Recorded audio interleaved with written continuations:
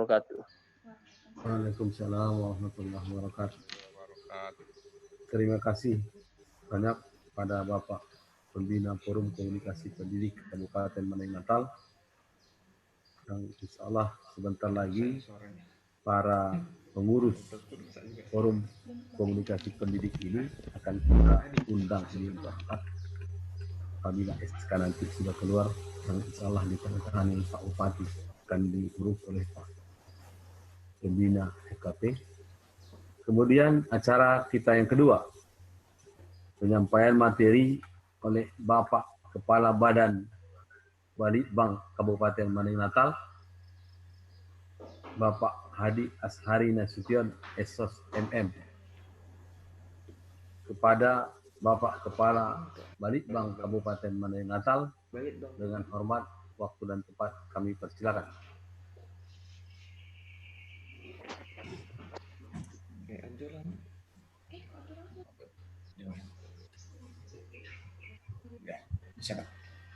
Assalamualaikum warahmatullahi wabarakatuh.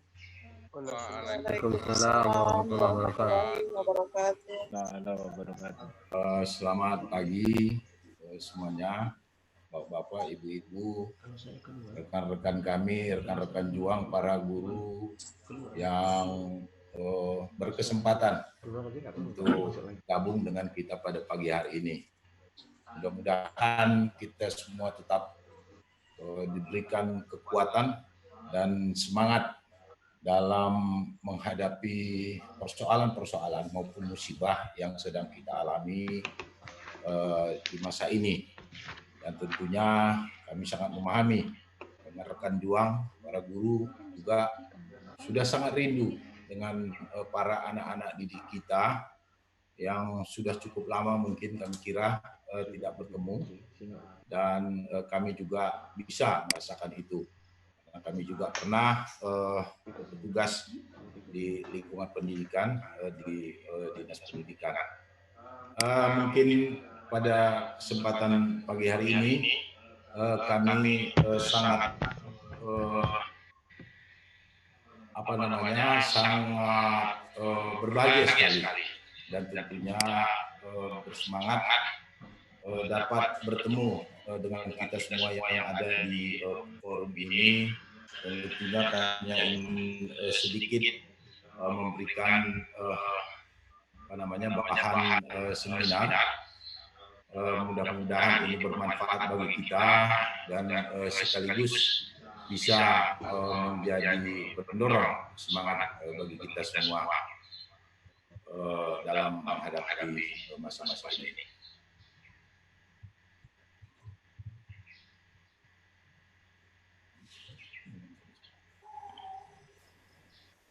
Mohon maaf sebentar,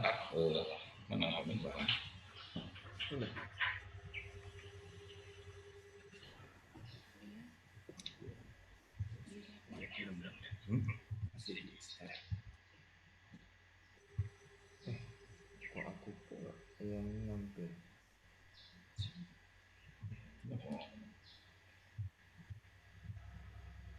Masuklah, sharekanlah.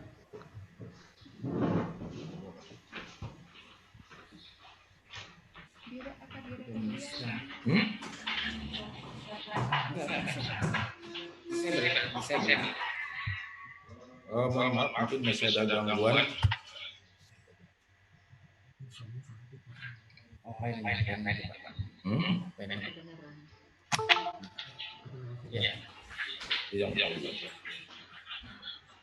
Mungkin pada kesempatan ini kami hanya ingin menyampaikan yang menyangkut dengan bidang tugas kami di Badan Penelitian dan Pengembangan, dan mungkin ini juga bisa terkait dengan tugas-tugas para guru, di mana mungkin sebagai guru daripada ekspos kami pada pagi hari ini adalah peran Badan Penelitian dan Pengembangan sebagai fasilitator akademik dan keilmiahan. Mungkin sebagai pengertian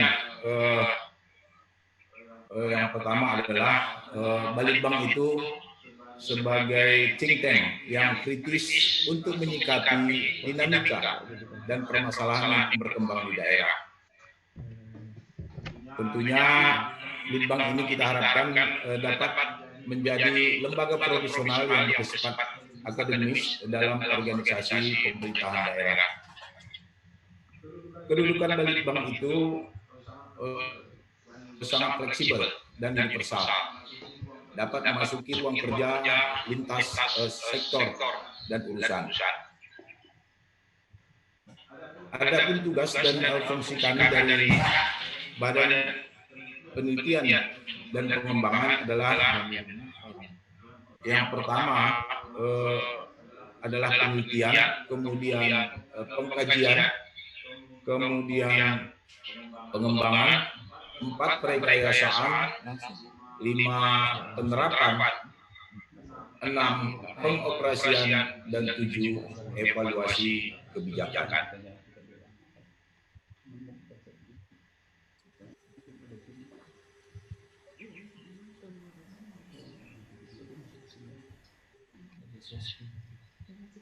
Tentunya hasil kajian dan penelitian yang kita lakukan itu bisa menjadi pendukung pengambilan kebijakan yang berkualitas, yang mana tentunya hasil kajian dan penelitian itu bisa menjadi faktor pendorong dalam melahirkan regulasi-regulasi ataupun kebijakan-kebijakan ini menjadi rekomendasi kebijakan-kebijakan yang akan diambil oleh pemerintah daerah. Karena pada dasarnya penelitian itu adalah merupakan cara ilmiah dalam memperoleh data dengan tujuan dan manfaat tertentu. Kemudian artinya kegiatan penelitian didasarkan pada ciri-ciri keilmuan yaitu rasional, empiris, dan sistematis. Kebijakan, apa yang dimaksud dengan kebijakan? Kebijakan adalah suatu program pencapaian tujuan, nilai-nilai dan praktik-praktik yang terarah. Kemudian menurut Day pada tahun 1000 dalam bukunya Kebijakan Politik yang diterbitkan pada tahun 1971, kebijakan itu adalah pilihan pemerintah dalam melakukan sesuatu ataupun tidak melakukan sesuatu.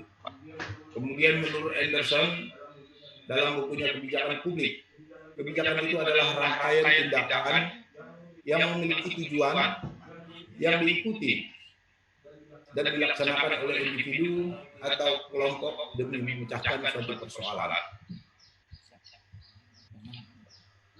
Kebijakan dalam kancah politik, kita sudah terbiasa menyaksikan ketidakpuasan masyarakat terhadap kebijakan-kebijakan pemerintah. Tentunya ketidakpuasan tersebut dituangkan dalam orasi-orasi maupun demonstrasi maupun protes-protes di media cetak maupun media elektronik. Ini tentunya adalah kondisi yang terjadi yang sudah kita lihat bersama di akhir-akhir ini. Kebijakan publik yang diputuskan oleh pemerintah itu tentunya semua diharapkan kepada untuk pemenuhan kesejahteraan masyarakat. Maka dalam pembuatan kebijakan publik harus dilakukan studi dan analisa dengan teliti dan cermat agar dapat mewujudkan capaian output dan outcome. Nah, penerapan kebijakan pemerintah berbasis penelitian itu, yang pertama hasil riset tidak hanya mendukung kebijakan pemerintah, namun tentunya mendorong hasil riset seperti halnya berkomunikasi dan beradaptasi dengan budaya kerja industri. Penelitian yang berkualitas sebaiknya tidak hanya dijadikan dan dimuat sebagai jurnal, tetapi bisa dijadikan rujukan dalam pengambilan kebijakan oleh pemerintah. Inilah tadi yang pada kesempatan pertama tadi yang kami sampaikan bahwa bagaimana hasil kajian kita itu bisa menjadi rekomendasi bagi pimpinan pemerintah daerah itu dalam mengambil kebijakan-kebijakan, regulasi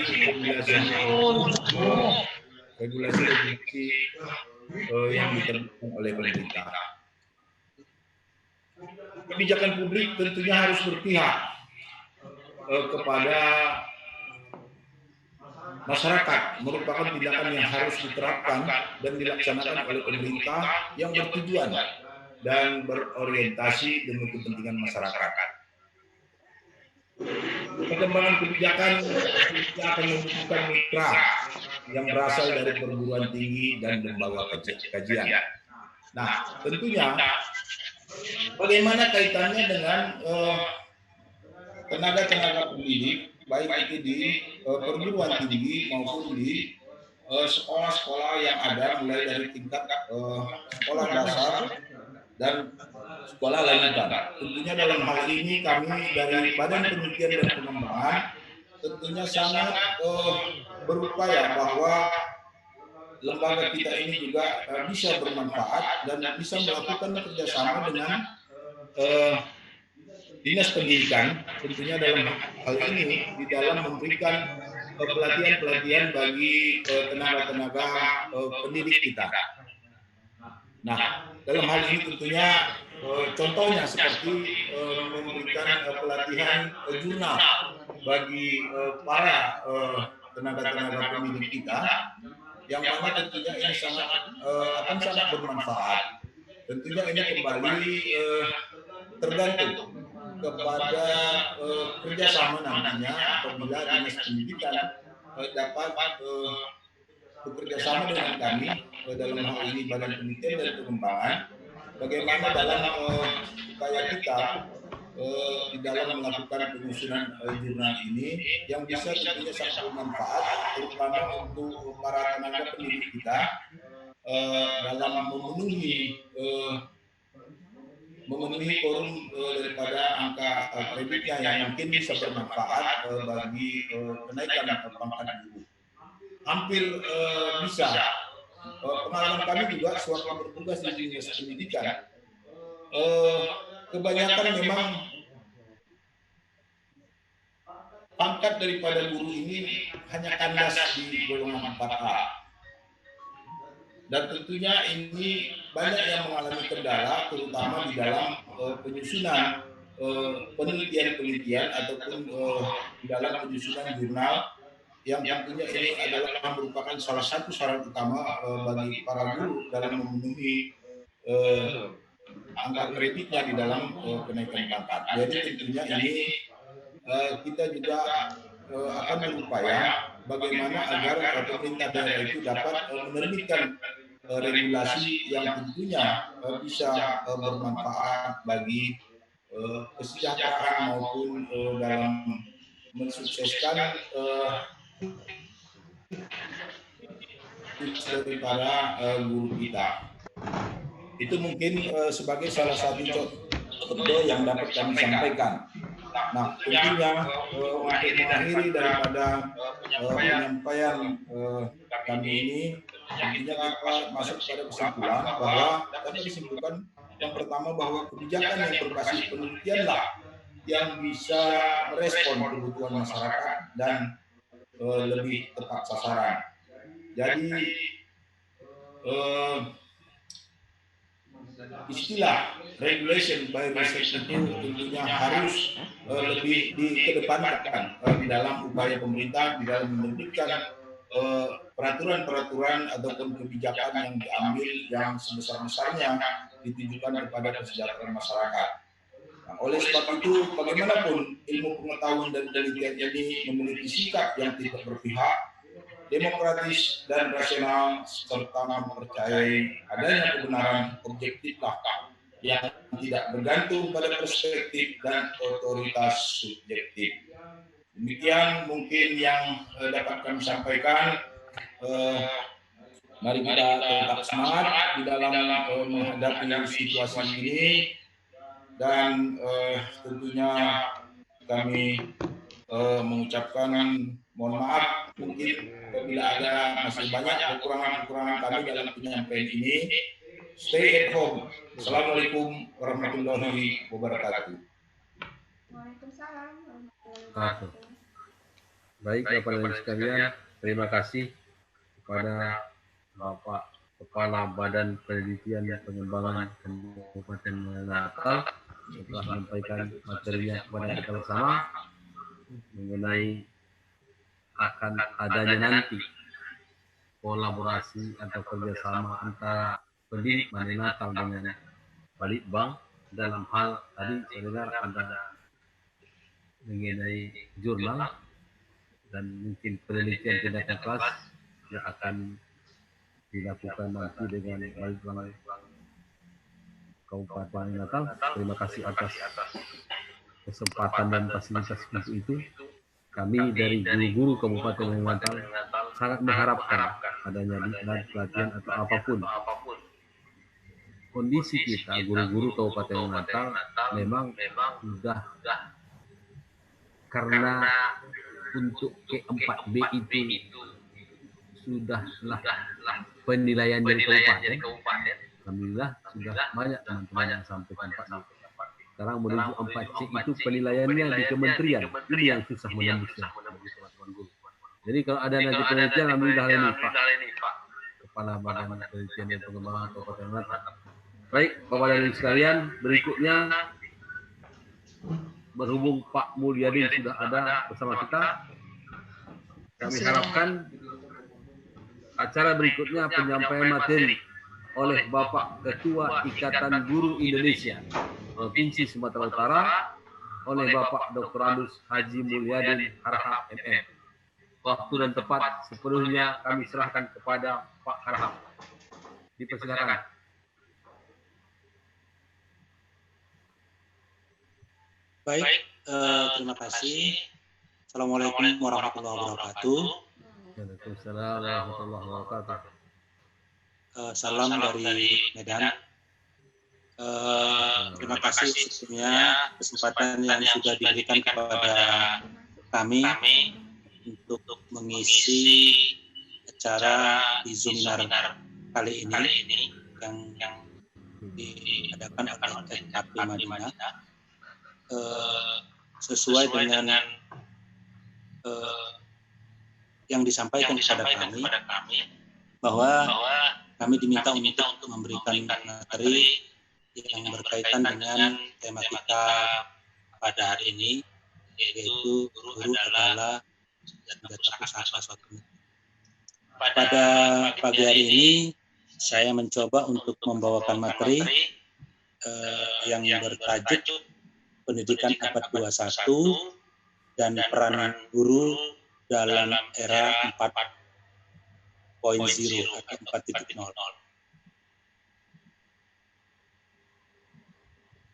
Sebentar, saya coba.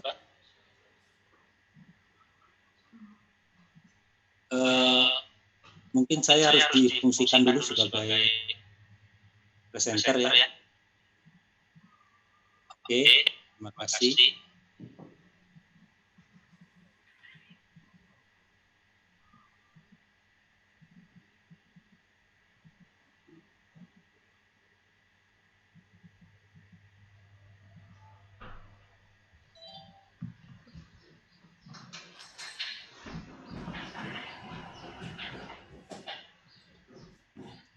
Mohon bersabar Bapak Ibu, kita filenya dulu.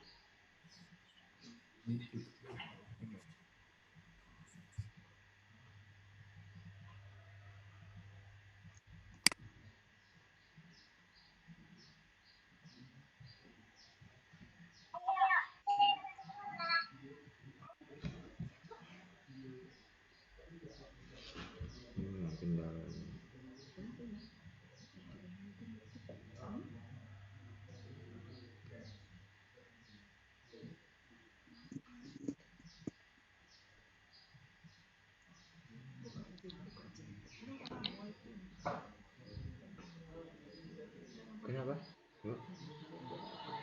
Oh.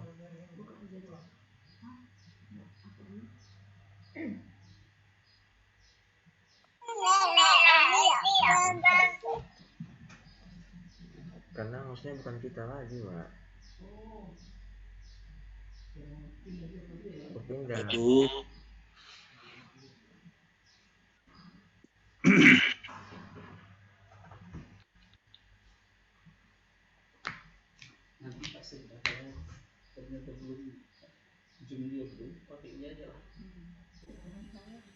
sambil menunggu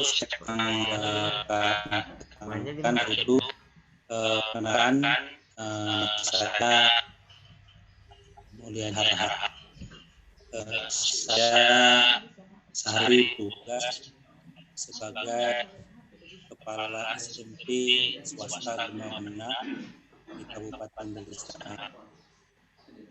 Kemudian Guru Indonesia, saat ini saya diarahkan sebagai Ketua IKI Sumatera Utara periode 2016-2021,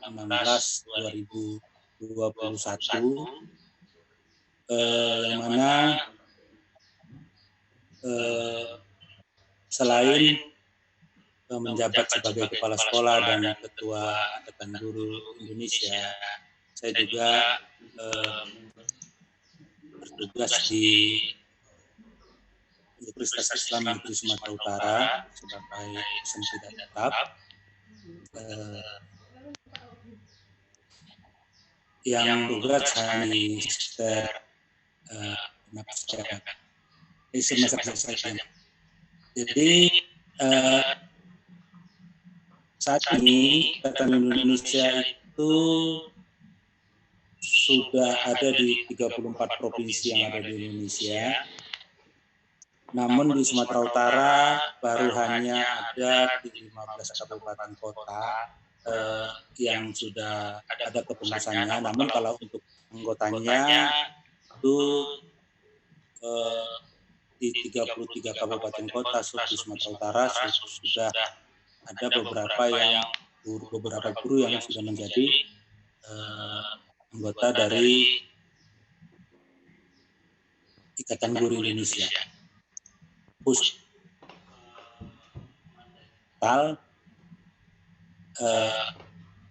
Ini ada perusahaannya, namun anggotanya lumayan banyak. Sehingga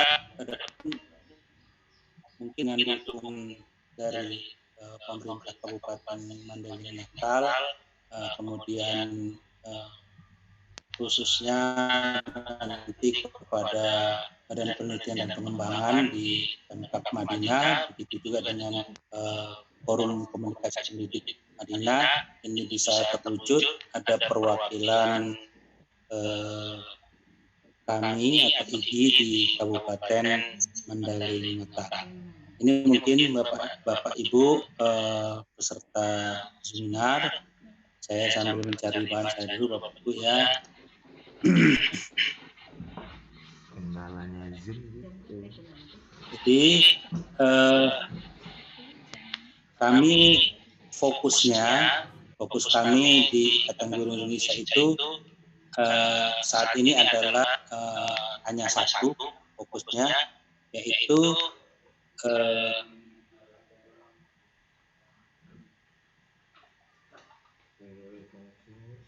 peningkatan kompetensi. Jadi tidak ada fokusnya yang lain. Jadi fokus utama Ikatan Guru Indonesia adalah bagaimana kualitas kompetensi guru-guru Indonesia khususnya di Sumatera Utara itu meningkat dengan adanya Ikatan Guru Indonesia. Mohon maaf sudah bisa kelihatan Bapak Ibu? Ya. Belum Pak Arab. Belum Pak ya. Apa PowerPoint? Ya PowerPoint. Belum Pak. Hah? Apa ya?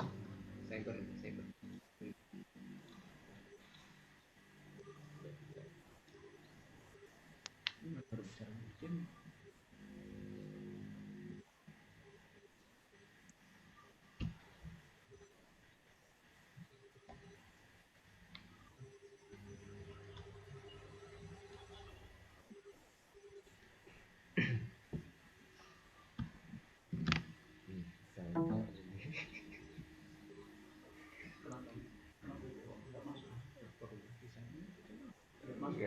Dia nyari ini, nyari Data dia. filenya. kan bahannya apa itu? PowerPoint-nya buka. Lagi nyari file. Maka saran awal nanti filenya ke kita. Jadi dari ilmu kita tinggal scan aja gitu. Di data bapaknya udah. Di data pada awal bapaknya udah kan. Itu seminggu kan? Iya. Saya coba pakai HP saya Bapak Ibu ya. Kok nggak bisa? Yang ada apanya aja PowerPoint-nya. PowerPoint. Kalau di data nggak ada. Makanya di data bapak. Kan di data bapak bisa juga. Yang ada yang nggak buka cuma Iya, caps lock-nya. kalau di data nggak ada. Yang ada bapak. Nggak ada, nggak masuk. Tahu dulu. Iya, baru Ini nggak? bisa semua yang masuk kayaknya. Oh, Materinya. Materi udah. Materi SC. Iya.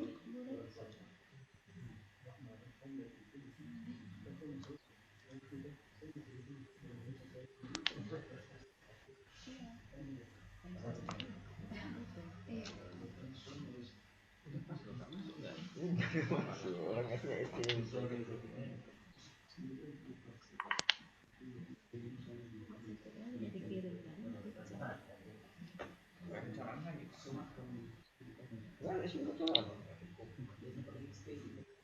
Ada di mana mereka berkata? Sambung.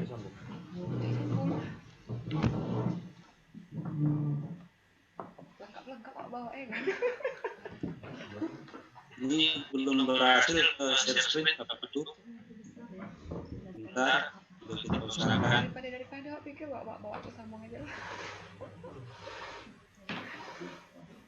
Mana zoom untuk laptop. Kalau zoom untuk laptop.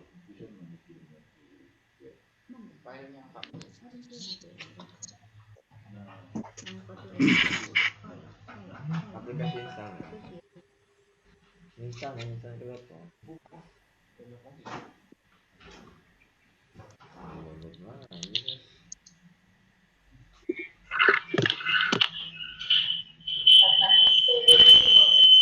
Harus jalan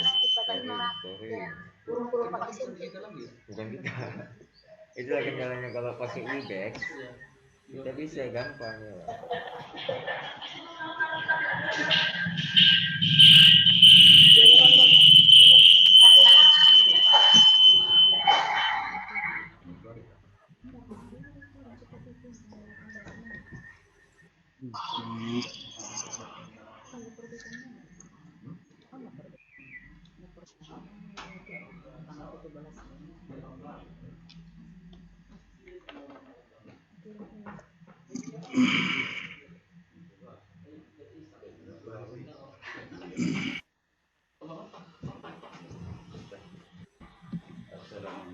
Ini belum kelihatan juga ya?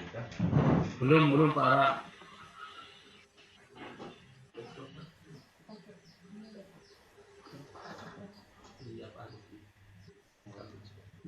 Belum instan.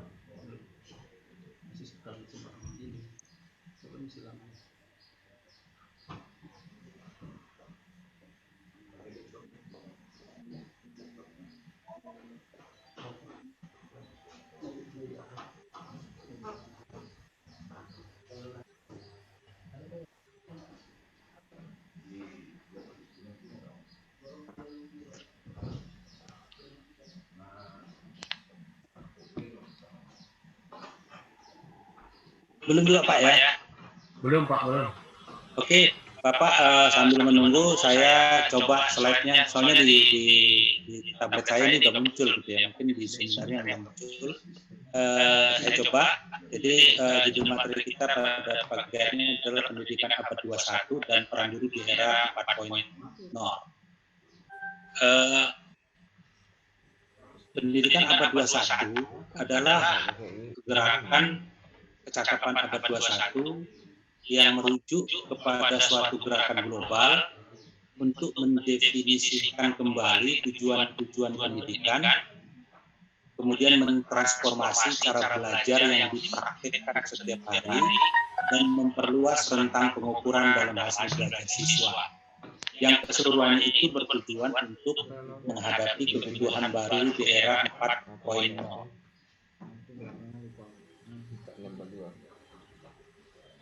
Agar menjadi kontributor yang produktif terhadap dunia pendidikan dalam abad 21 dan era 4.0, maka seorang guru itu harus bisa belajar dengan cepat inti materi yang diajarkan, menguasai portofolio esensial, kemudian inovasi, teknologi, dan kecakapan karir yang diperlukan.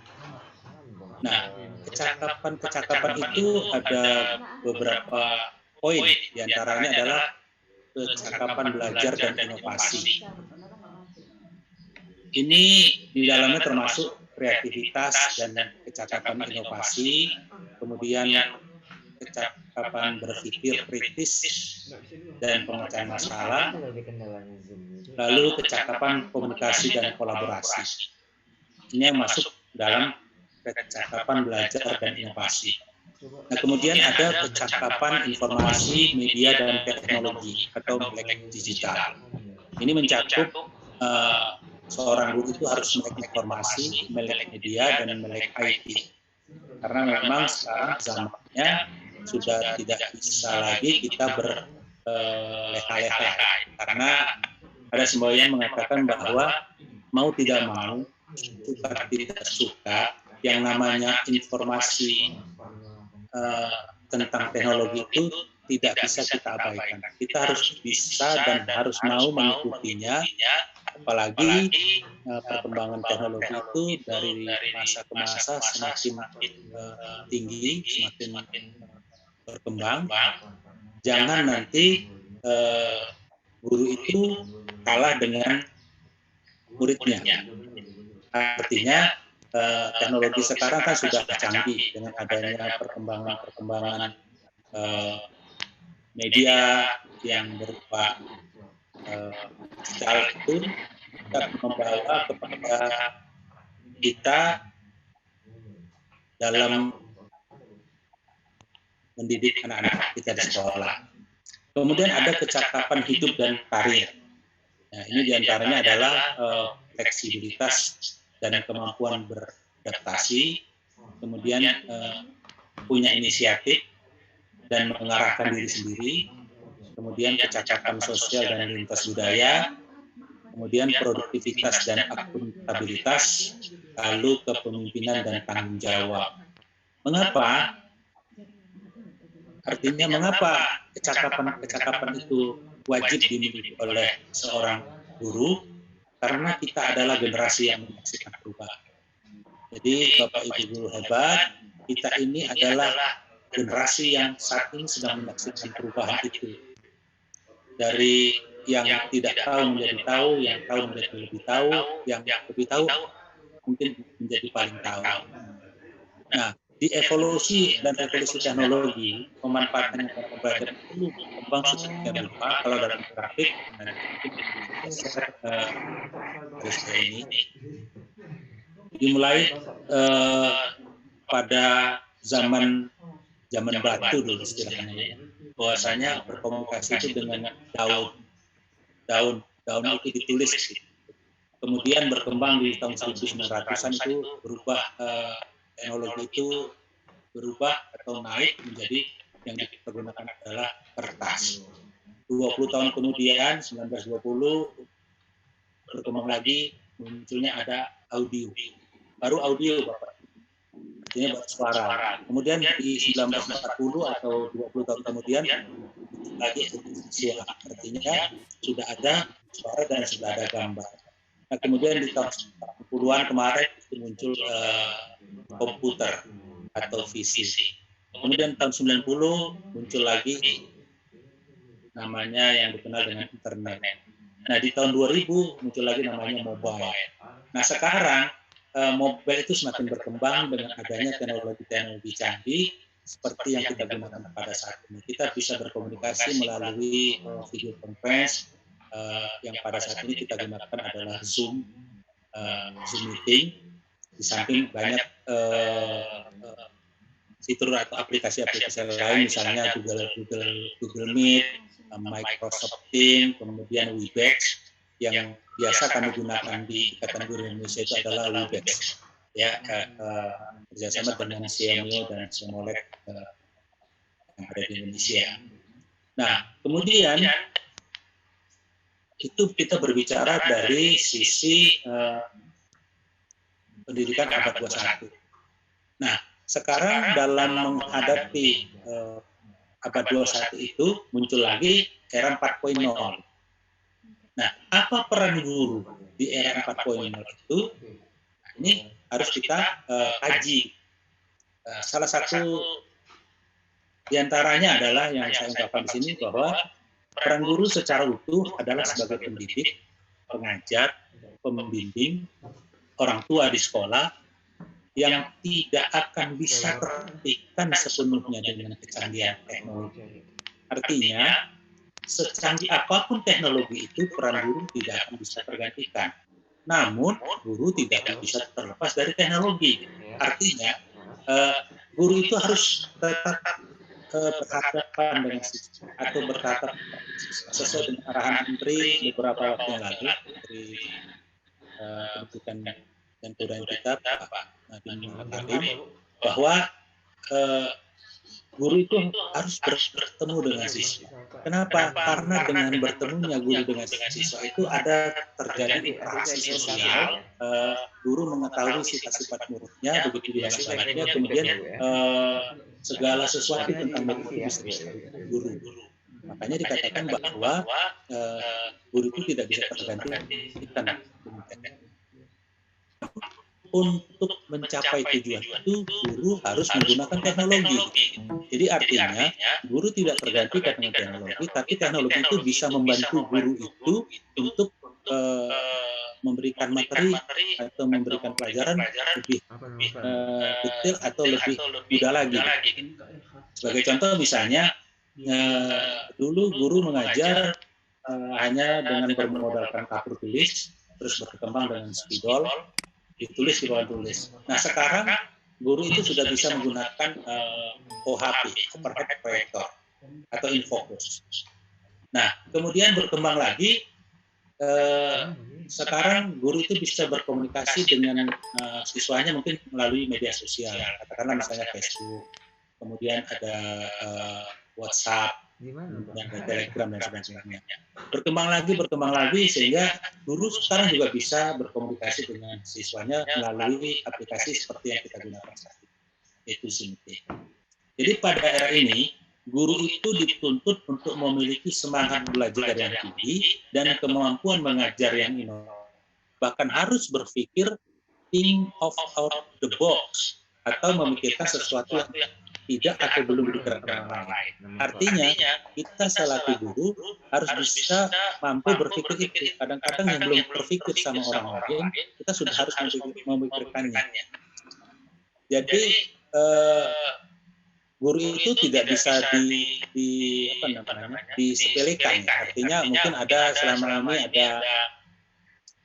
ada statement-statement mungkin dari katakanlah pengamat pendidikan, mungkin yang lain itu mengatakan bahwa itu guru itu malas, kemudian guru itu hanya terima gaji dan sebagainya gitu. Dan mungkin itu ada, tapi tidak semua guru malas kan gitu ya. Jadi statement itu seharusnya harus kita pikirkan. Jadi kita harus berpikir kenapa seorang guru itu belum bangkit dari kesehariannya. Mungkin dia berada saat ini berada di zona nyaman. Sudahlah, saya kan sudah umur 50, sebentar lagi mau pensiun gitu kan. Jadi nggak perlu lagi teknologi. Nah, tadi di awal sudah kami katakan bahwa suka tidak suka, mau tidak mau, teknologi itu memang harus. Jadi kita ambil contoh misalnya di satu sekolah, katakanlah di sekolah saya itu 100% gurunya memakai smartphone. Ya, walaupun mungkin ada 1-2 yang tidak pakai smartphone Android, mungkin hanya handphone handphone biasa, telepon seluler biasa.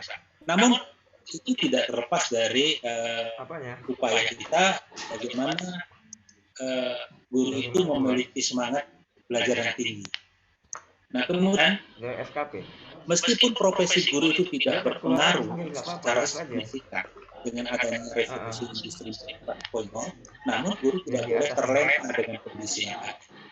Ya, guru harus terus mengupgrade dirinya agar bisa menjadi guru yang mampu menghasilkan sumber daya manusia yang berkualitas. Jadi, apalagi dikatakan pada tema persenjata kita kali ini adalah senjata pusaka bagi suatu negeri. Kenapa dikatakan senjata pusaka? Karena memang berkat itu seseorang itu bisa beranjak dari satu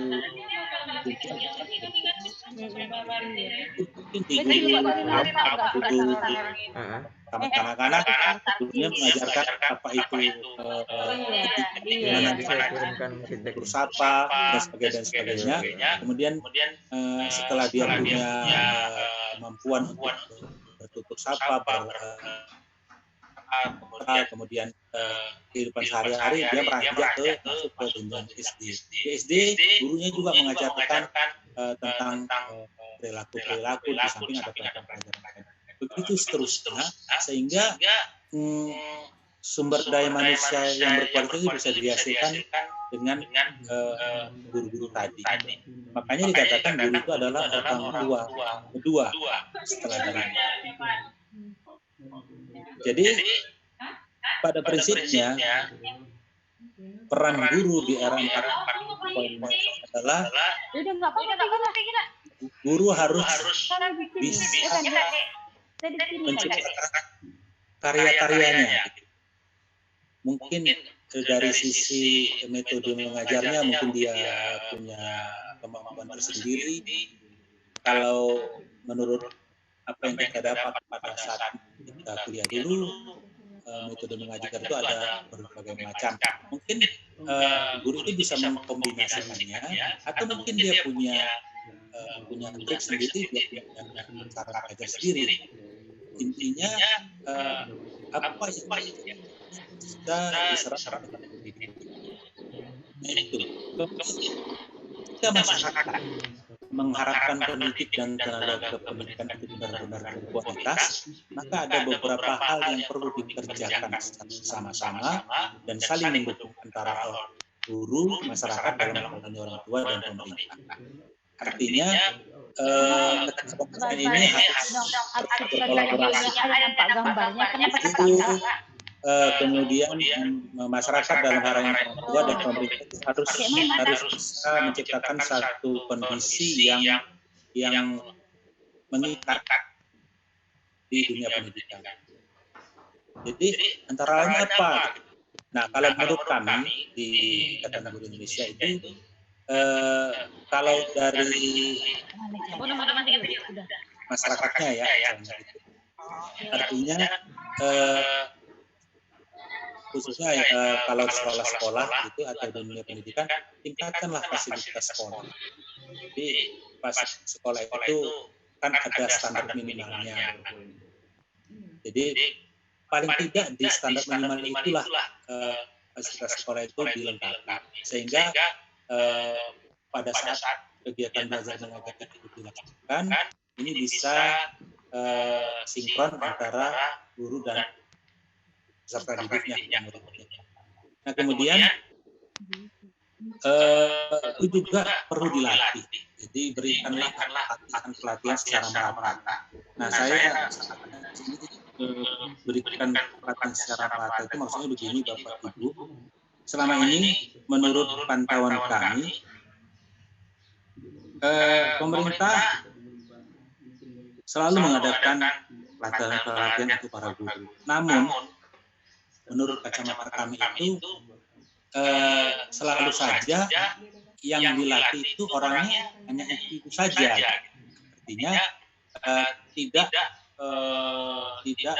diberi kesempatan kepada yang lain. Jadi seharusnya kan kalau si A sudah ikut pelatihan atau diklat, kemudian pelatihan berikutnya yang mungkin materinya sama, itu bisa diikut guru lainnya.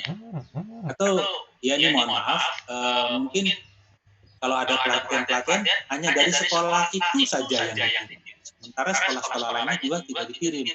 Nah ini kita kan perlu kita bersama antara pemerintah, sekolah, dan artinya berikanlah kesempatan kepada dirinya dengan melalui pelatihan-pelatihan. Nah, di Ikatan Guru sendiri, kami mengadakan pelatihan-pelatihan yang sifatnya gratis dan berbayar. Pada saat ini, kami sedang melaksanakan pelatihan dalam jaringan atau online, dimulai dari bulan April kemarin sampai bulan Mei ini, itu sudah ada lebih dari 2.000 guru yang kami latih secara online. Kebetulan pada saat ini adalah masa-masa wabah yang sedang melanda negara kita, COVID-19, sehingga guru hampir di semua sekolah guru itu tidak bekerja sebagaimana biasanya, dalam kata mereka bekerja dari rumah, melakukan pelajaran-pelajaran atau pertemuan-pertemuan dengan online. Para siswanya ada yang memakai Google Classroom, ada yang memakai grup WA, ada yang memakai media sosial lainnya, misalnya Facebook dan sebagainya. Jadi pada kesempatan ini kami memberikan pelatihan itu secara gratis kepada guru, termasuk ada beberapa guru dari Kabupaten Mandailing Natal yang saat ini sudah mengikuti pelatihan yang kami laksanakan di bulan April dan Mei yang sekarang ini. Itu peserta yang kami anggap mampu, artinya lulus dengan memuaskan, itu kami jadikan fasilitator atau narasumber di pelatihan selanjutnya. Nah, inilah yang kami lakukan secara di bulan April dan Mei, dan insya Allah nanti di bulan Juni kami sudah mencanangkan 5 pelatihan untuk guru-guru di Sumatera Utara.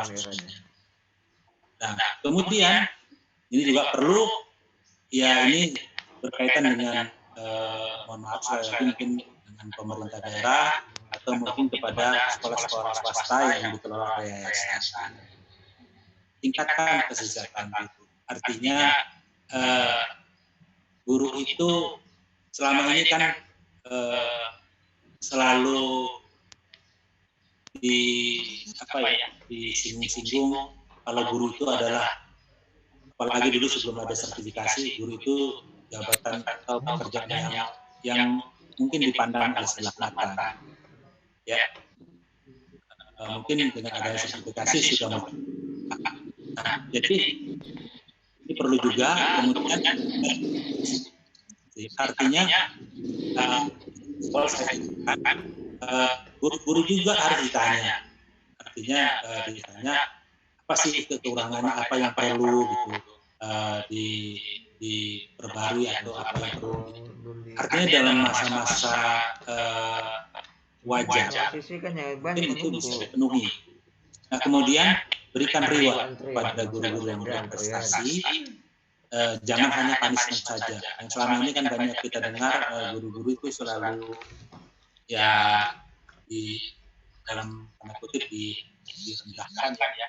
Dan artinya tadi di awal saya katakan ada pendapat dari beberapa orang itu mengatakan bahwasanya guru itu malas, guru itu tidak kompeten, banyak seperti itu. Artinya kalau dia mengatakan itu keseluruhan itu salah. Tapi kalau ada beberapa guru di sekolah A kurang, itu mungkin bisa kita terima.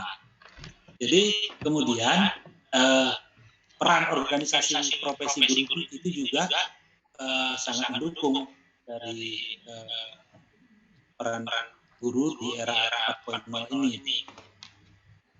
Banyak organisasi profesi guru yang ada di Indonesia, ada PDRI, ada IGI kami dari IGI, ada Perguno, ada PDSI, banyak sekali yang memang sudah diakui oleh pemerintah kita. Namun belum ada mungkin kolaborasi antara satu orprov guru dengan orprov yang lainnya. Mungkin seperti itu. Dan di awal tadi sudah kami katakan bahwa Ikatan Guru Indonesia saat ini fokusnya hanya pendekatan edukasi. Jadi kami mengadakan workshop, kemudian seminar-seminar, lebih banyak workshopnya. Jadi kami tidak mengurusi, untuk sementara ini tidak mengurusi yang lain. Pernah suatu ketika ada orang yang bertanya kepada saya melalui telepon, bahwasanya dia ada kasus tunjangan sertifikasinya belum cair. Langsung waktu itu kami jawab, mohon maaf karena memang fokus kami tidak itu. Jadi kami belum ke regulasi, kami hanya untuk bagaimana guru-guru Indonesia khususnya Sumatera Utara itu bisa meningkat kompetensinya dengan cara mengadakan pelatihan-pelatihan. Nah, pelatihan yang kami lakukan ini rata-rata adalah mengarah kepada teknologi. Salah satu mungkin bisa kami sampaikan di sini dalam slide saya perkara program unggulan kami itu adalah yang pertama Sagu Santri. Sagu Santri itu akan dari satu media penyimpanan. Artinya guru diajarkan bagaimana menyimpan file-file tentang bahan ajarnya, baik itu RPP, soal dan lain sebagainya itu dalam satu media. Selama ini mungkin guru itu tergantung kepada media yang biasa dibawa-bawa, misalnya flash di CD dan mungkin di laptop, mungkin di HP. Nah, kita menawarkan pelatihan satu guru satu media penyimpanan. Kita menyimpan media itu di awal, di cloud ya. Artinya rata-rata guru Indonesia dan guru Nusantara itu menggunakan Android sebagai alat komunikasinya. Nah, kenapa nggak kita memanfaatkan Android itu untuk menyimpan file? Dan menyimpan file ini bukan di Android, tapi di awal, tapi melalui Android. Nah, kemudian ada lagi satu program namanya Satu Guru Satu Ruang Pembelajaran. Nah, ini berkaitan dengan Google Classroom. Jadi guru itu bisa berkomunikasi dengan anak didiknya melalui media. Jadi dengan adanya wabah COVID, guru-guru yang sudah mengikuti pelatihan ini sudah nggak bingung lagi dia. Kenapa? Karena memang sarana sudah ada.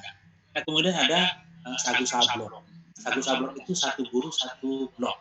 Jadi guru itu diajarkan membuat blog atau website sehingga nanti materi bahan ajarnya bisa di-upload di blognya itu. Kemudian materi ujian online-nya pun bisa di-upload seperti itu.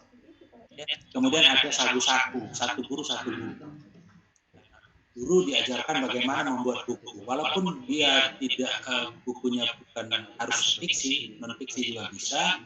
Kemudian tidak harus pelajaran, mungkin dia pengalaman dia dituangkan dalam buku, atau mungkin dia bikin gurunya hobi membuat puisi atau cerpen masuk ke dalam buku. Nah, seperti itu Bapak Ibu. Kemudian ada satu metode pelatihan lagi yang baru saja di launching di Sumatera Utara, itu adalah Sagu Simbol. Satu guru satu model pembelajaran online. Jadi menggunakan media Facebook dan sebagainya. Nah, ini program-program yang kami lakukan. Jadi kalau nanti misalnya Bapak Ibu mendengar ada kata sagu, nah itu adalah 99,99% itu adalah produknya Ikatan Guru Indonesia.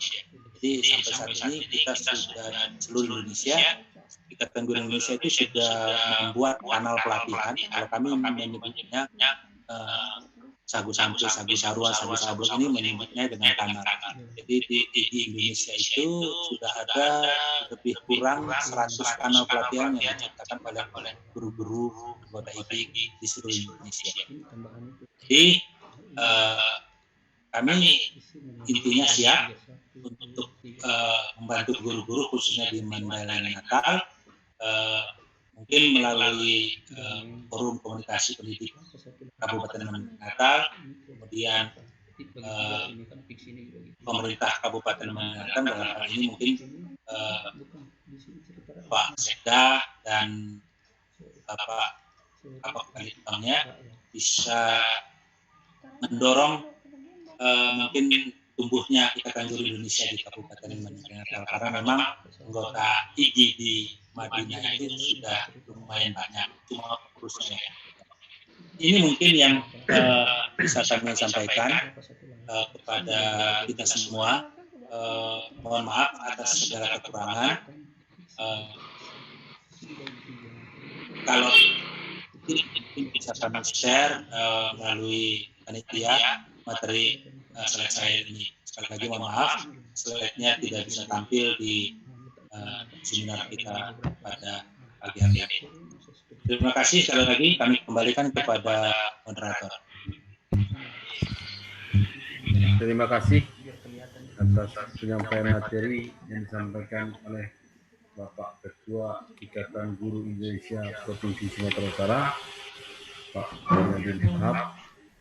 Mudah-mudahan apa yang Bapak sampaikan tentang teknologi 4.0 yang membantu guru dalam melaksanakan pembelajaran beserta program-program lain yang dilaksanakan oleh IGI Sumatera Utara. Sesungguhnya kami menyambut baik program-program IGI Sumatera Utara. Insya Allah ke depan kami akan berusaha berkoordinasi lebih banyak dengan Bapak tentang mekanisme pembentukan pengurus IGI Kabupaten Natal. Mudah-mudahan harapan kita bersama meningkatkan mutu pendidikan di Sumatera Utara, terutama Kabupaten Natal, ada peningkatan ke arah yang lebih baik dan meningkatnya kemampuan guru menggunakan fasilitas-fasilitas teknologi yang sudah ada berkembang dan semakin pesat dalam rangka menunjang kegiatan pembelajaran yang dilakukan. Baik Bapak dan Ibu sekalian, Pak Al, mohon komunikasi Pak Al. Iya, Pak. Mohon Pak Mulyadin untuk memindahkan hostnya, Pak.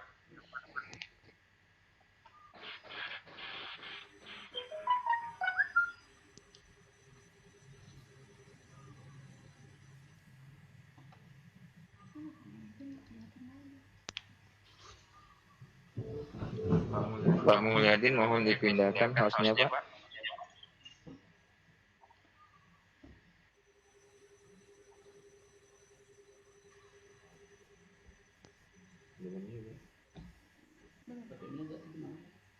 Belum dipindahkan nggak akan bisa. Kita mainkan sini nggak bisa.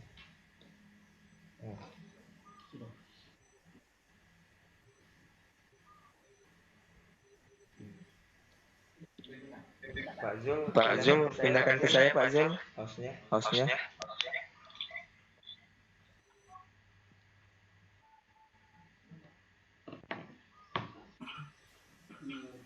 Sebentar ya Pak ya.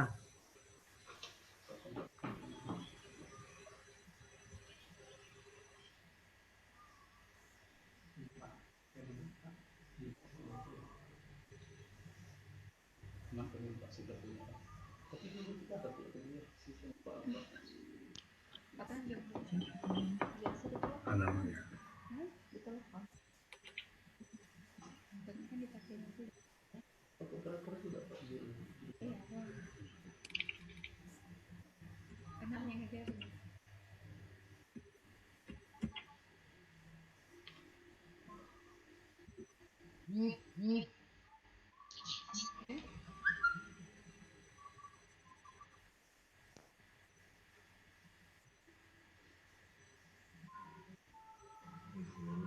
Pak Zul.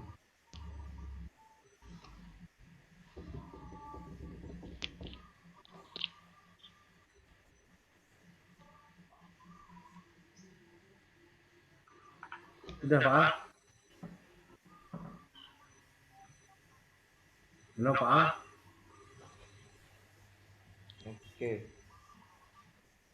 Oke sudah Pak.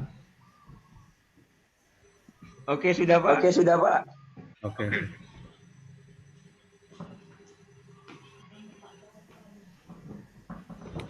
Silakan lanjut ke Pak Sekda, Pak. Pak Sekda sedang. Sudah masuk Pak. Sudah. Iya Pak Sekda sudah lagi masuk Pak. Oke. Baik Bapak dan Ibu sekalian, saya rasa apa yang disampaikan oleh Bapak Harahap tadi, Ketua Ikatan Guru Indonesia Provinsi Sumatera Utara, mudah-mudahan menambah wawasan dan kemampuan kita dalam rangka terutama motivasi keinginan kita untuk menguasai dan berinovasi tentang media-media fasilitas online yang sudah disiapkan. Baik Bapak dan Ibu sekalian, acara berikutnya adalah penyampaian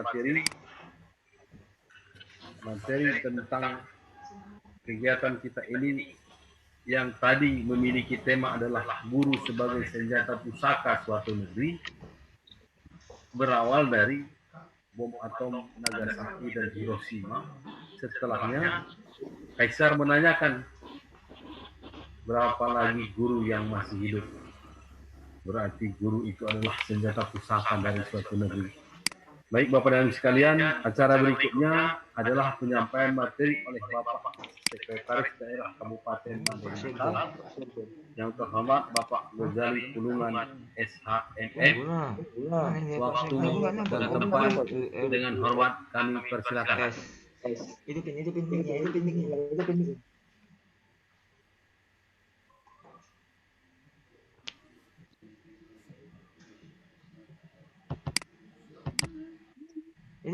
Itu pendeknya.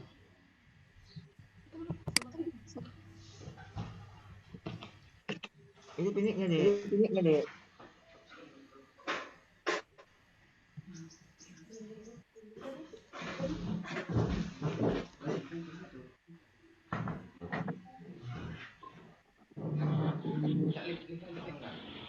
Oh, itu enggak lagi. Video.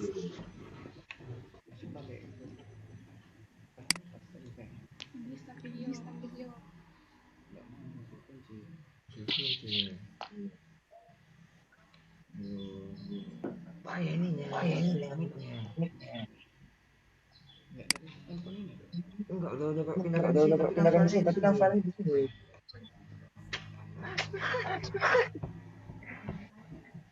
Pak Al, Fine.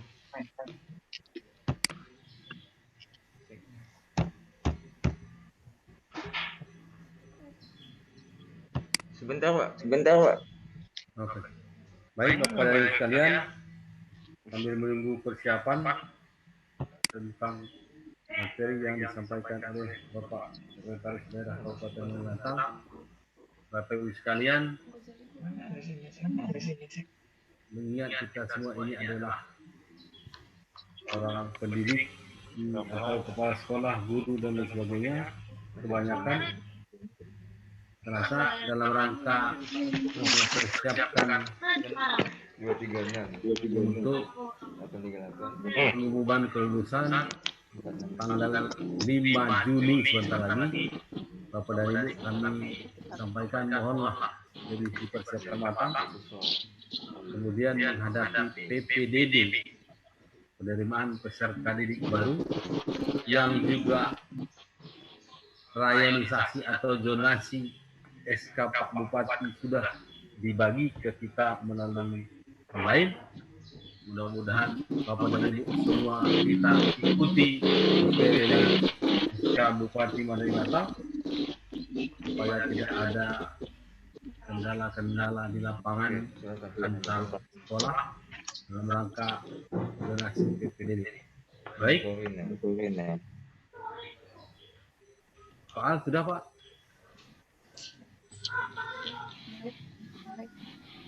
Oke Pak. Oke. Baik Bapak dan Ibu sekalian, waktu dan tempat dengan hormat kami persilakan kepada Bapak Sekretaris Daerah Kabupaten Mandailing Natal. Persilakan Pak.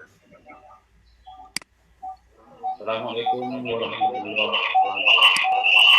Waalaikumsalam warahmatullahi wabarakatuh. Sejahtera bagi kita semua peserta webinar yang berbahagia.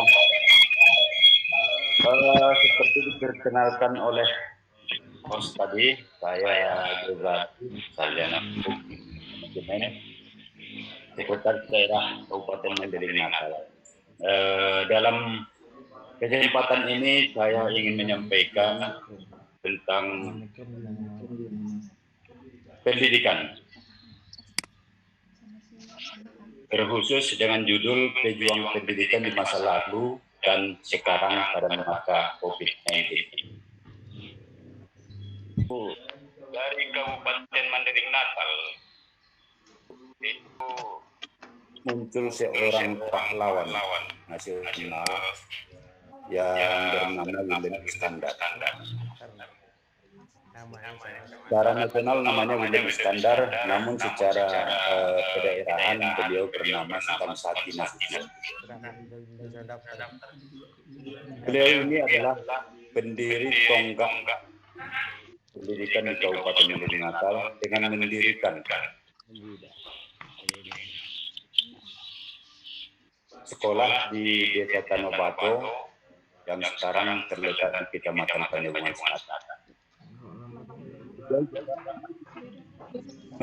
Sebuah buku yang berjudul Si Bulus-Bulus Si Rumbuk-Rumbuk, atau dalam bahasa Indonesianya adalah ketulusan dan kesepahaman. Juga ini menjadi fenomenal di daerah Kabupaten Mandailing Natal, jadi menjadi pedoman hidup bagi masyarakat Kabupaten Mandailing Natal. Kemudian pada perkembangan selanjutnya di daerah Kabupaten Mandailing Natal, meskipun pendidikan umum pada zaman dulu atau sebelum kemerdekaan masih sangat minim, namun kearifan lokal sangat muncul di setiap desa dan daerah. Artinya, boleh dibilang di setiap desa itu muncul sekolah-sekolah madrasah atau sekolah keagamaan yang notabene adalah muncul dari bawah atau dari masyarakat sendiri dan didanai oleh masyarakat. Kemudian juga pada sebagaimana kita ketahui, seperti juga di daerah-daerah lain di wilayah Indonesia, pada era sebelum kemerdekaan ini memang masih sangat minim, sangat membutuhkan dan kondisi pendidikan karena keterbatasan guru, keterbatasan sarana. Namun fenomena yang sangat membanggakan, meskipun prasarana pendidikan sangat tinggi, tokoh-tokoh nasional bahkan internasional banyak muncul dari kita ambil contoh saja Bapak Haji Adam Malik yang pernah menjadi Wakil Presiden Republik Indonesia, pernah menjadi Ketua Sidang Umum PBB, dan lain-lain. Kemudian juga Jenderal Abdul Haris Nasution yang menjadi jenderal besar, salah satu jenderal besar di Indonesia. Kemudian juga Sultan Syahrir yang pernah menjadi Perdana Menteri, dan lain-lain tokoh nasional yang muncul, tumbuh dan berkembang dari daerah atau wilayah Mandailing Natal ini.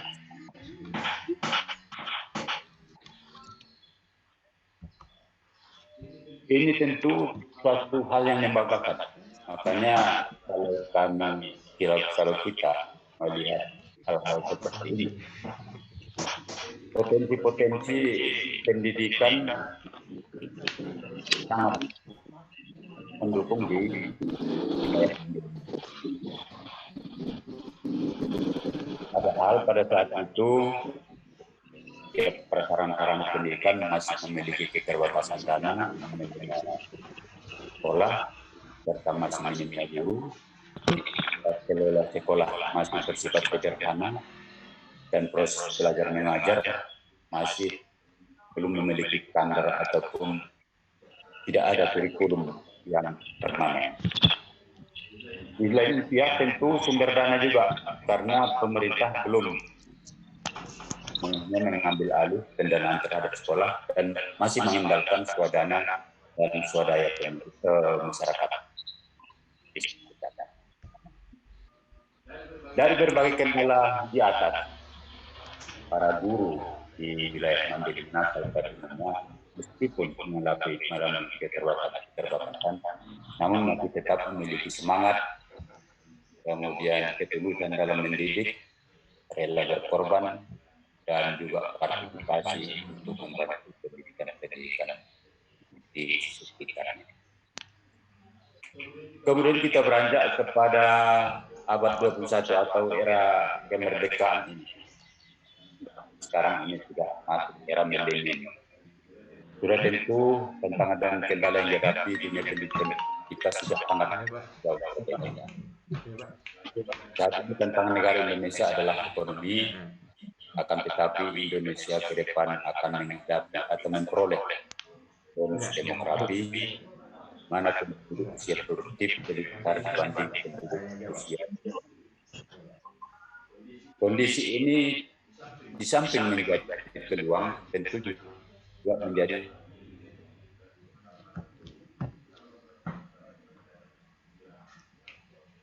opsional.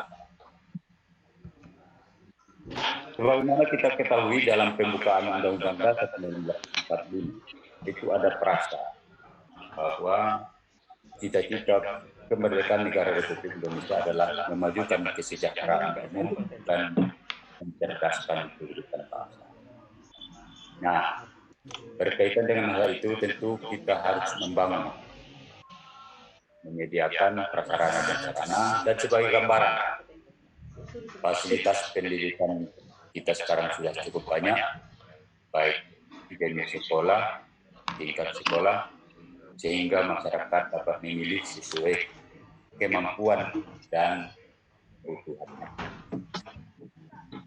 Kemudian sebagian besar desa juga sudah memiliki sekolah dasar, bahkan bukan hanya sebagian besar, sudah semua desa memiliki sekolah dasar, bahkan sudah ada yang memiliki 1 unit sekolah dasar. Sehingga pelayanan dan tingkat keterjangkauan masyarakat setiap desa dapat terlayani serta didukung dengan adanya sekolah dasar. Di Kabupaten Mandiri Natal pada saat ini khusus untuk pendidikan sekolah dasar dari 404 desa dan kelurahan itu sudah sedia sekolah dasar sekitar 426 unit. Seperti yang disampaikan tadi sudah ada yang 2 dalam 1 desa atau kelurahan dan seterusnya.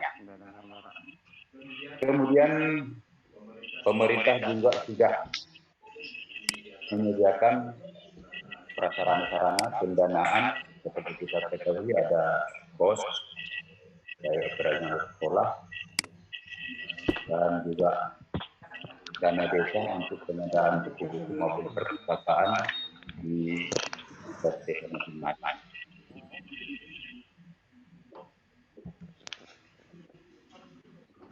Kemudian juga tata kelola pembelajaran di sekolah sudah terukur sesuai dengan kurikulum yang berbasis kompetensi serta didukung dengan kemajuan teknologi informasi sebagaimana kita laksanakan pada saat ini, melakukan atau memanfaatkan multimedia untuk belajar mengajar lebih variatif dan tidak perlu berbicara bertatap muka lagi.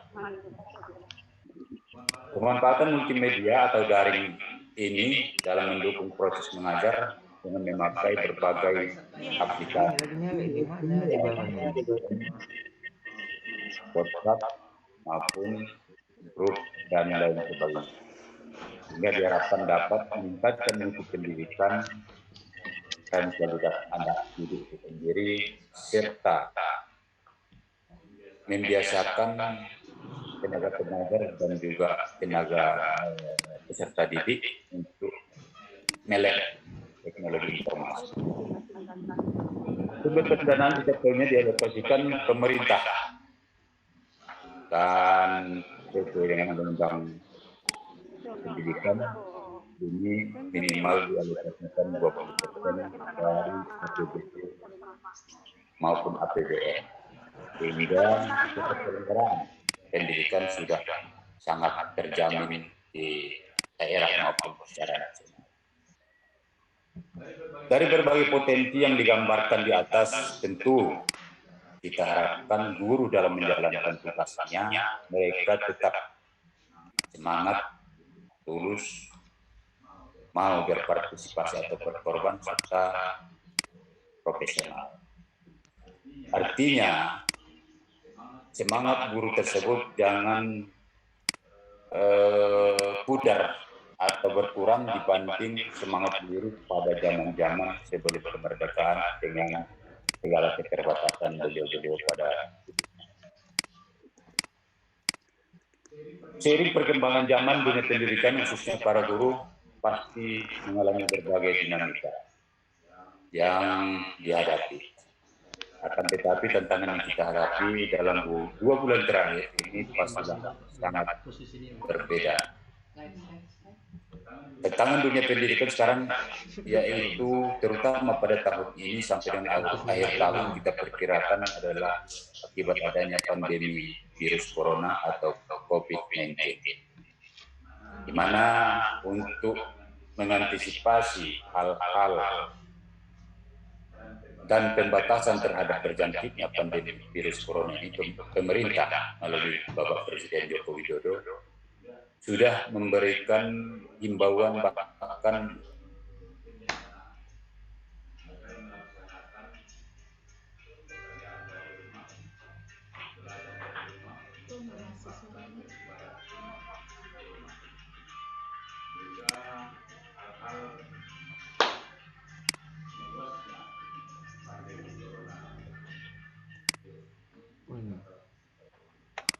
Kok bisa pulaknya mati? Bisa pulak mati nih. sampaikan bahwa tujuan pembelajaran daring adalah pencapaian kompetensi peserta didik yang kita kenal dengan 4C, yaitu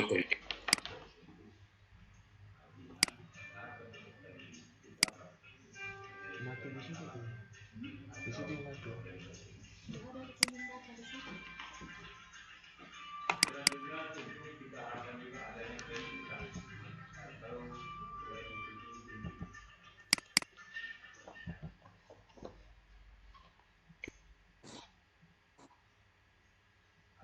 atau berpikir kreatif, sehingga guru dapat mendampingi peserta didik dan merangsang kreativitas peserta didik, sehingga mampu berpikir dan menyelesaikan suatu masalah dari berbagai sisi atau perspektif.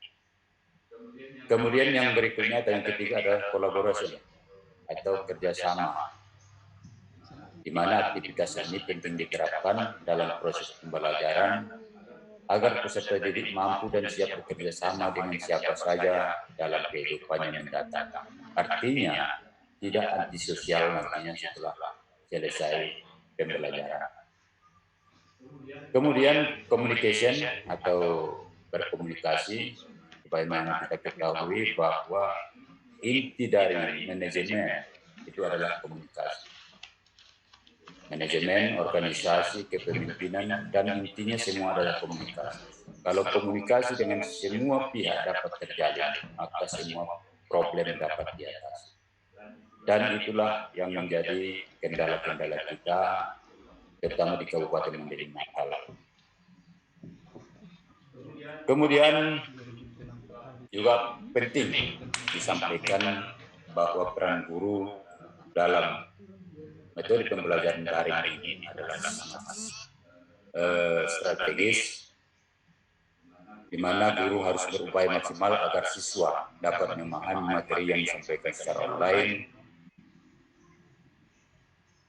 Di antara beberapa peran guru yang urgen tersebut adalah yang pertama, guru harus mampu sebagai motivator, atau sebagai penyemangat, atau sebagai pendorong, ataupun sebagai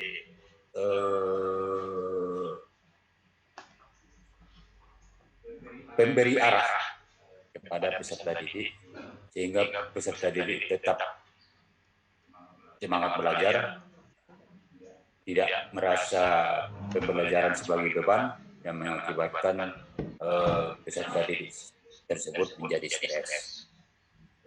Kemudian juga guru harus mampu sebagai inovator, di mana guru harus menguasai teknologi, kemudian juga inovatif terhadap metode belajar mengajar, sehingga tidak membosankan.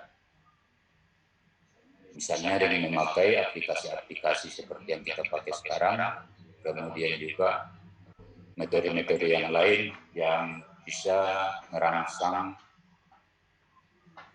pelajar atau peserta didik untuk lebih cepat memahami materi pembelajaran. Kemudian yang berikutnya adalah guru sebagai evaluator. Hal ini tentu sudah sangat kita maklumi bersama, karena setiap tingkat pendidikan selalu ada evaluasi atau ujian yang baik bersifat harian maupun yang bersifat semester dan juga tahunan.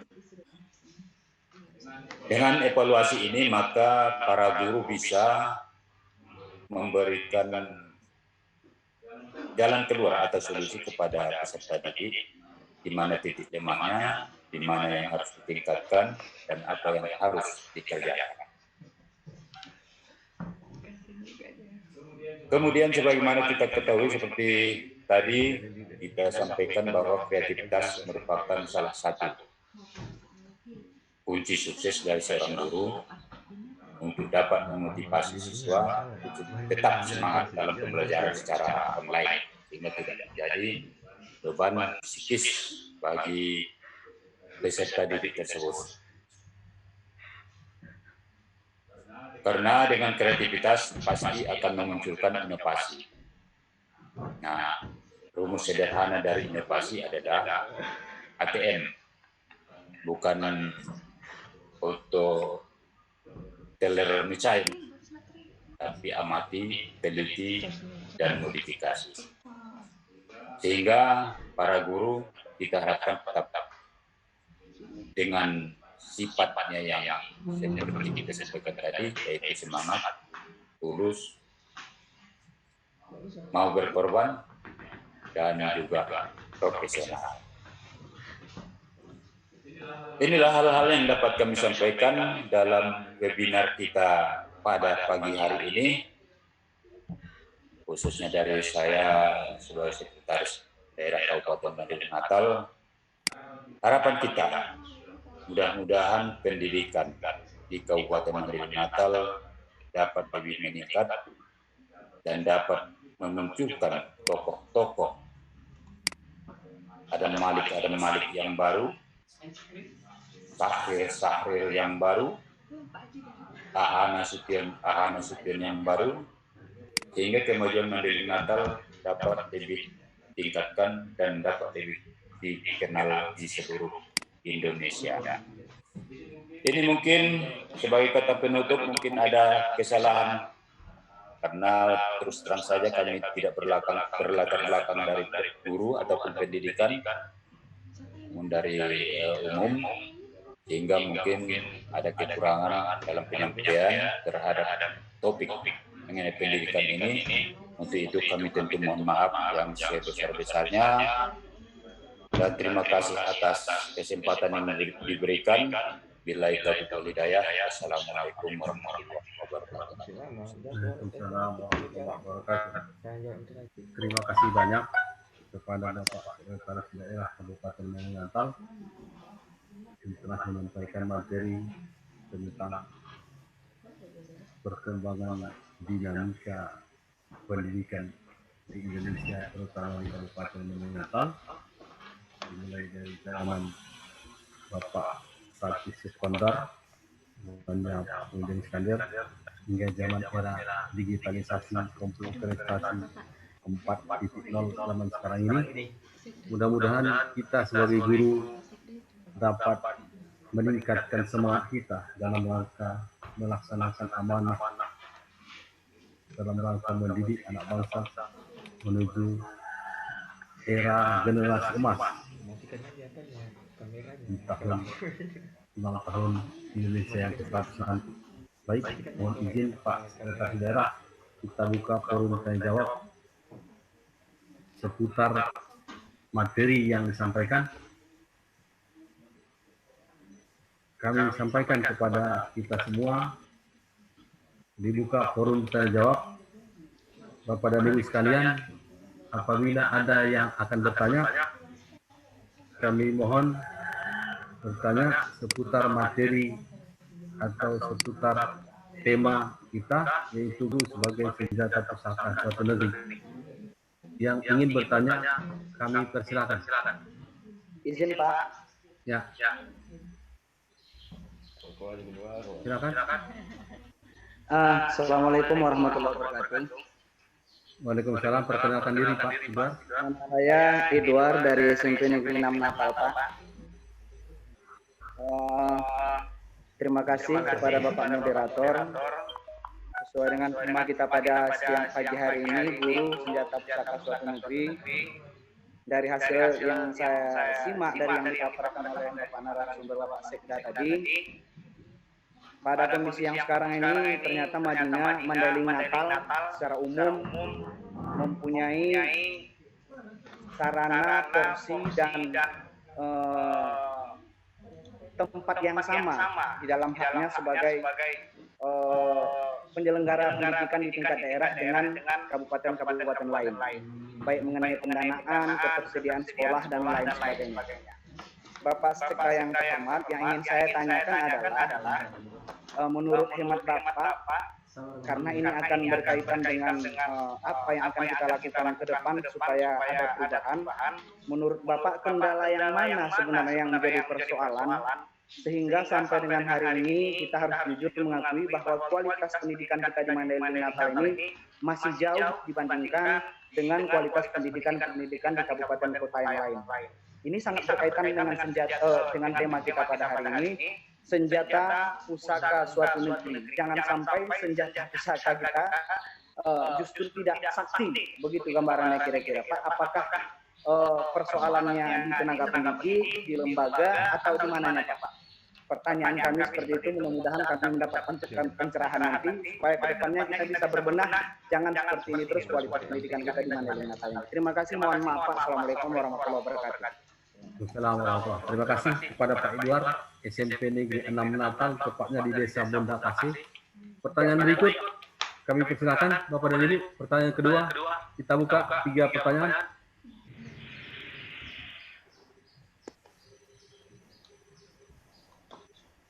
Silakan Bapak dan Ibu sekalian, pertanyaan kedua.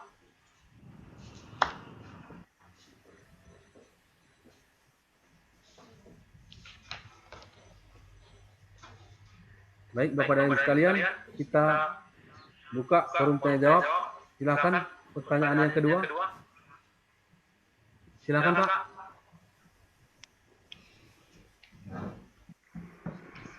Silakan Bapak dan Ibu.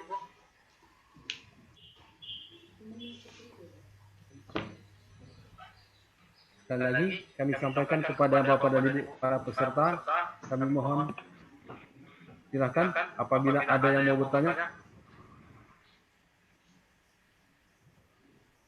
Baik, berhubung belum ada lagi untuk pertanyaan kedua. Halo, assalamualaikum. Oke, ya, silakan Ibu Emi dari guru TK, dipersilakan Ibu. Assalamualaikum Bapak Sekda. Saya dari tenaga pendidik PAUD Padu Kemala Bayangkari ingin bertanya kepada Bapak. Tadi mengenai materi yang Bapak sampaikan, yaitu tentang bagaimana menjadi guru yang kreatif, komunikatif, motivator, inovatif. Untuk saat ini alhamdulillah tenaga pendidik PAUD khususnya TK Kabupaten Mandailing Natal rata-rata telah membuat jadi sarjana pendidikan PAUD. Jadi di sini mereka telah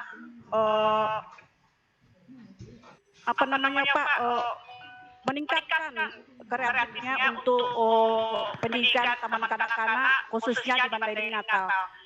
Yang saya tanyakan di sini, guru-guru, saya sebagai ketua ikatan guru taman kanak-kanak Kabupaten Mandailing Natal mengharapkan untuk ke depan kami berharap sekali agar PAUD dan TK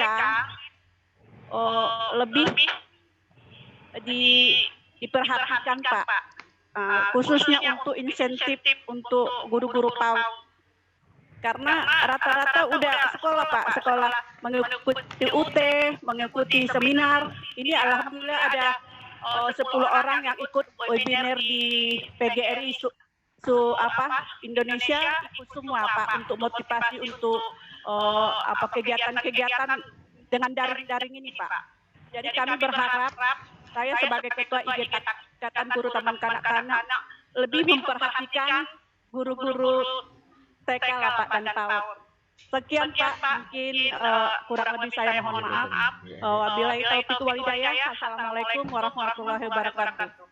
Waalaikumsalam. Terima kasih kepada Ibu Emi, Ketua Ikatan Guru Pendidikan Anak Usia Dini Kabupaten Natal. Untuk pertanyaan ketiga, dipersilakan Bapak dan Ibu sekalian.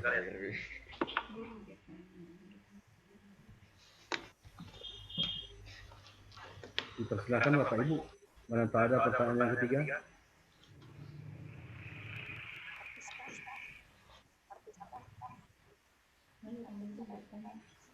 Sekali lagi Bapak Ibu sekalian, kalau ada yang mau bertanya, waktu dan tempat saya persilakan.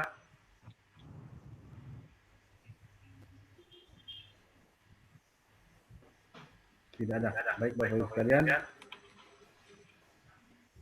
Untuk pertanyaan pertama, kami sampaikan kepada Bapak Sekretaris Daerah Kabupaten Natal, Pak Idwar dari Kepala SMP Negeri 6 Natal, mempertanyakan tentang 5 hal yang menjadi persoalan sehingga kondisi pendidikan kita masih berada pada kondisi terendah levelnya di Sumatera Utara. Kedua, Ibu Emi tadi dari Ikatan Guru PAUD menanyakan, mohon mereka diperhatikan. Demikian kami serahkan kepada Bapak.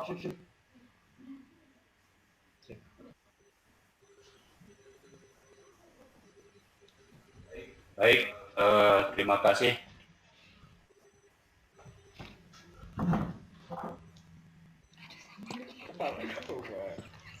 Kami jumpai yang pertama Pak Iswar dari SMP Negeri 6 Natal, Bapak Bandar Kasih.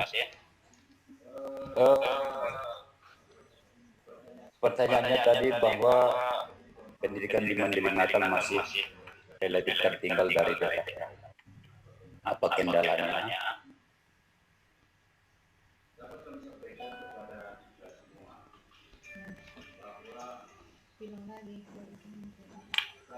Kalau kita membandingkan pendidikan kita dengan daerah di Pulau Jawa,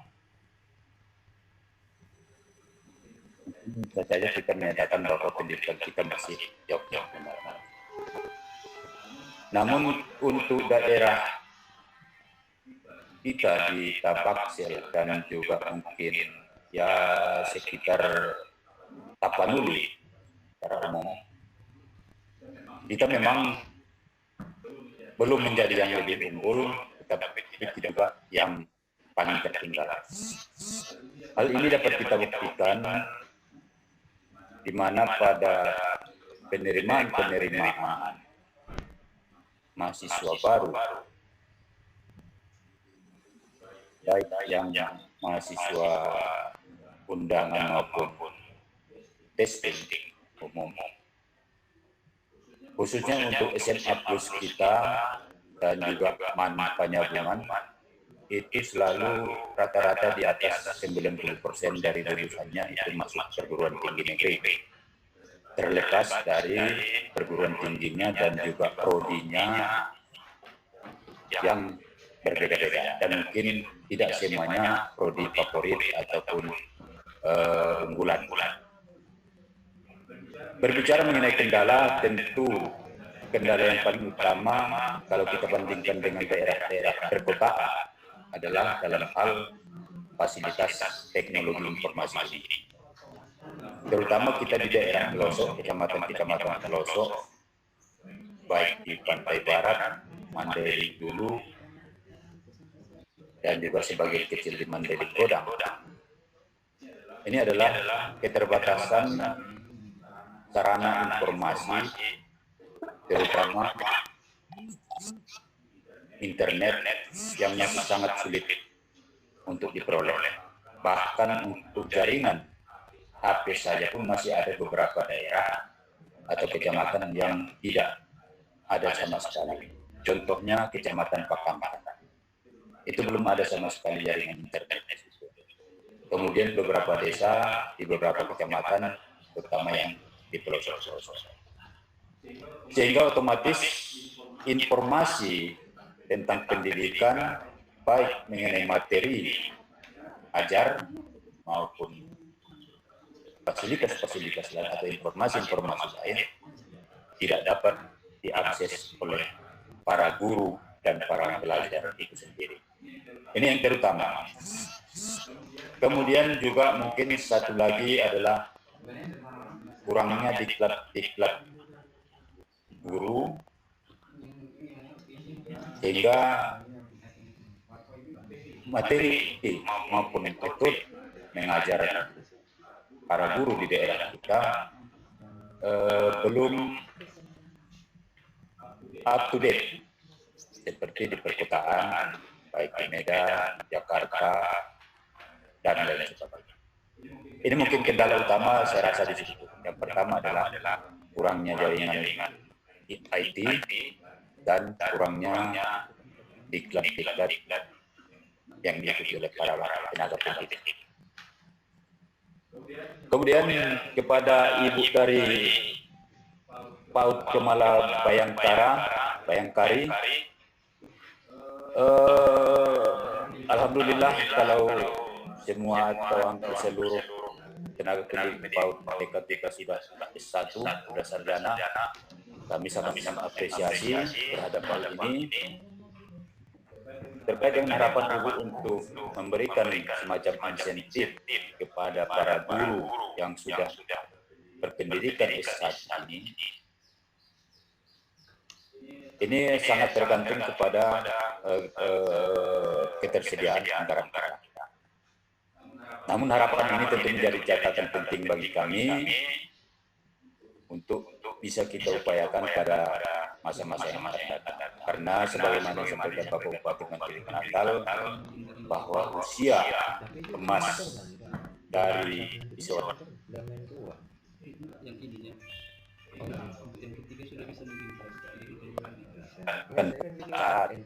anak tersebut di TK ini akan sangat berpengaruh terhadap pendidikannya atau karakter